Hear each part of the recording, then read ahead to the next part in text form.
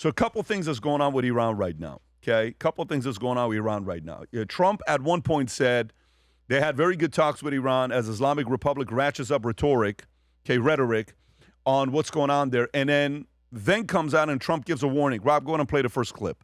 We had very, very good talks today having to do with Russia, Ukraine. Something could be happening.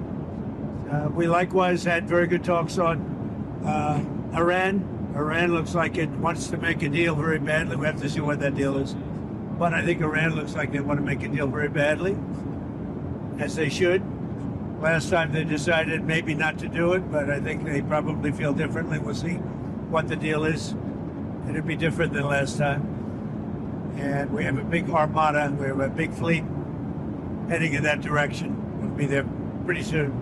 So we'll see how that works out. Rob, do you have the other clip where he warns of can consequences, or is it in the same clip? That's the same clip. Okay, keep going. get in position. We have plenty of time. If you remember Venezuela, we waited around for a while, and we're in no rush.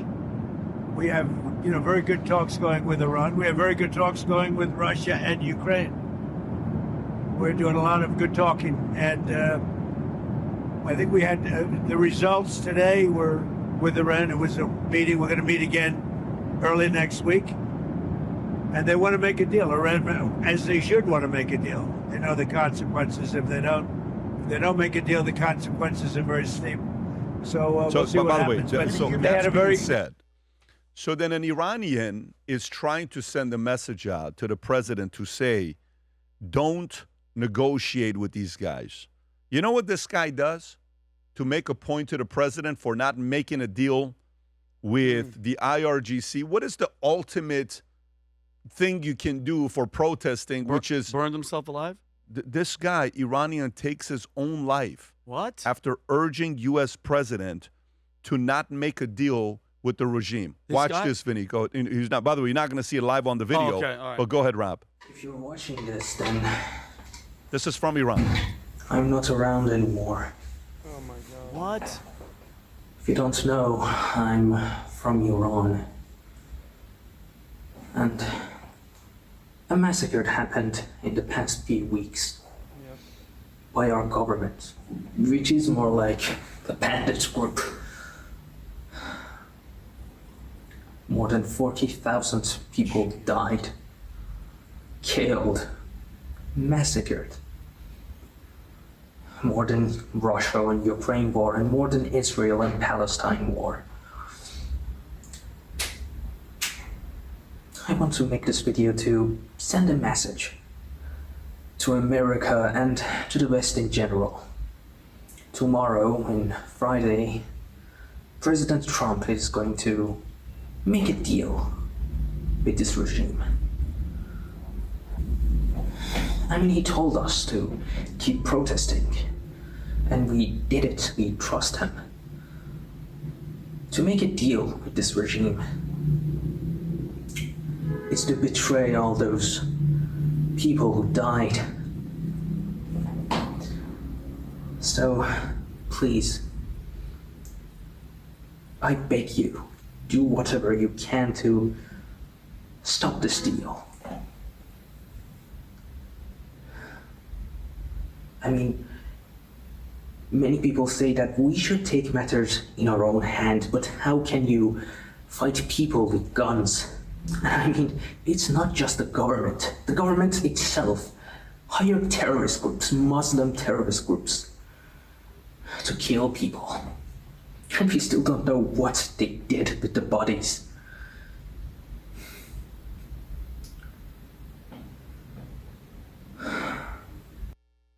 Okay, this is Poria Hamidi. You just saw. Okay, in the after sharing the video, Hamidi reportedly took his own life.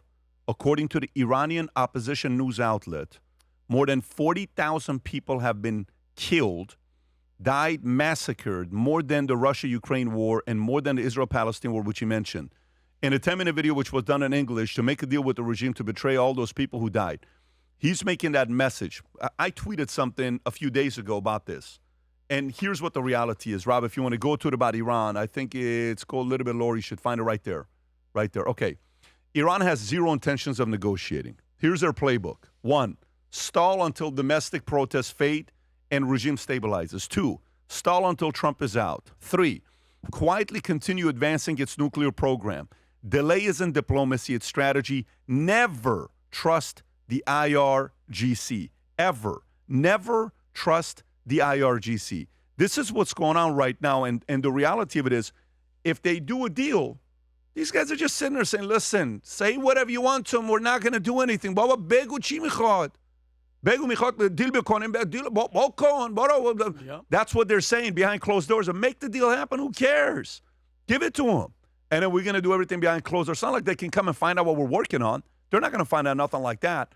So if they do make a deal, do you know when is the next time Iran will have a shot at pushing the IRGC out? You know how long? I'd say 20 to 40 years. If they make a deal. 20 to 40 years. They will stay in power. Adam, your thoughts? Here's my thoughts. It's absolutely disgusting what's going on in Iran, but it's just as disgusting the silence that's going on the far left. Zero protest. Nothing. Can I get a tweet? Can I get a hey, maybe don't kill people? And to all the people who said Iran's not a threat to America, the Dave Smiths of the world, the Candace who's going, oh, you know, it's probably just a ploy that Israel, it's all Bibi. These are Persians, Iranians, risking their own lives, taking their own lives for you to hear what they have going on, and you have nothing to say. So we all know what the Ayatollah and the IRG stands for. They're basically like an abusive husband that talks a bunch of trash, and then when they go to fight a real tough guy, they get their butt kicked. So what do? They go home and they beat on their wife and their kids. Oh, real tough. So you're going to go kill your citizens. They don't have weapons. They have chants and slogans.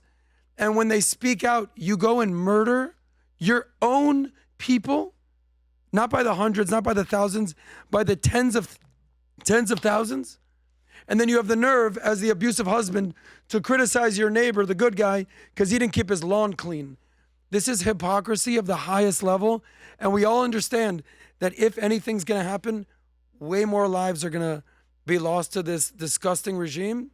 And unfortunately, I don't see an end in sight. Yeah. So God willing, we'll see. The one thing that Trump said is very important what he said. Out of everything he said in that one interview about Iran, you know what was the most powerful thing he said? He said, just remember what we did with Venezuela.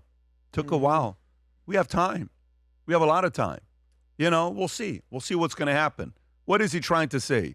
That is how an unpredictable player speaks. And that's exactly where he needs to be. It's not good for the Iranian people.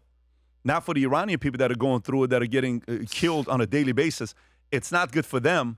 But you have to realize, Trump's responsibility, as frustrating as this may be on Iranians, Trump's responsibility is not Iran. No. Trump's responsibility is America first. That's Trump's responsibility. So if he wanted to go like what he did with Nigeria, boom. What he did with the nuclear sites, boom. What he did with Venezuela, boom. What he's trying to do with Greenland or Cuba or all these other places, you know what they're trying to do with Iran. It doesn't look like the urgency is there, but maybe that is a part of their negotiation. I don't know what they're going to get out of the deal. I think it is America first to take out Iran, because if you actually just be cold-blooded about it, and you say, who are we really worried about? China. Where does China get their oil? I think so. Iran. People know my position of why I think it is. But to him, his job isn't to be as urgent as anybody else.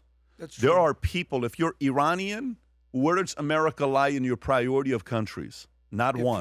If you're Iranian, not one. It's Iran first if you're from Iran.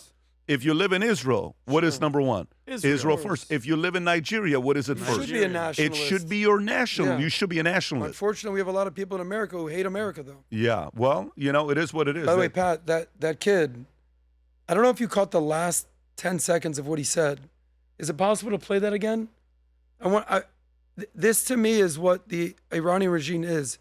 He says the regime brings in terrorists from other countries. It wasn't the last 10 seconds, but Oh, it he wasn't? said it. Yeah. Anyways, It was you don't towards the even end do it, but to kill their yeah, own people. He did. And say you know that. who those people are? Those Shia militias? That's Hezbollah. Of course. That's Hamas. Of So the course. people that Yeah. you're cheering for are being brought in to kill innocent Iranians. I want to know how the far left thinks about that. The statistic when I'm looking at this on what's happening with PBD Podcast, more ladies are starting to watch PBD Podcast, and it keeps climbing, okay? And, of course, we all know why that is. We have Vinny on the show, and we have Tom on the show, and we do have Adam on the show, okay? Not so much. But the ladies are starting to watch the podcast more and more. A lot of mothers and families and ladies who are getting on here. So, fellas or ladies, Rob, if you can go a little bit lower for Valentine's Day, if you want to get a Stefano Ricci collaboration tie with Valuetainment, these are limited numbered. We have them there, but also if you go a little bit lower for the ladies, the pink hats are here. By the way, these pink hats are pink Future Looks Bright hat. Rob, can you please click on it? Especially with Valentine's Day being around the corner. Go there. Okay, Future Looks Bright, pink hats. What on the bottom, if you keep going, it's a beautiful hat, by the way. Every time you see somebody wearing this, it pops. If you, ladies, you say you watch it, if you want to represent the Future Looks Bright hat, so when you're walking in the mall, you're at the gym, you're at work, you put this on, other people say, wait a minute, me too. I watched that show as well. I'm also a Valuetainer. Click on the link below. Get yourself one of these pink hats or some of the red gear that we have, especially with Valentine's Day being around the corner. It's the most expensive day of the year for me because it's my wife's birthday that day. My wife's born on Valentine's Day, and it's Valentine's Day. But we got a soccer tournament this weekend for us instead of Valentine's Day. So we got some stuff that we got to do because there's a soccer tournament. Anyways, go to vtmerch.com. If you enjoyed this video, you want to watch more videos like this, click here. And if you want to watch the entire podcast, click here.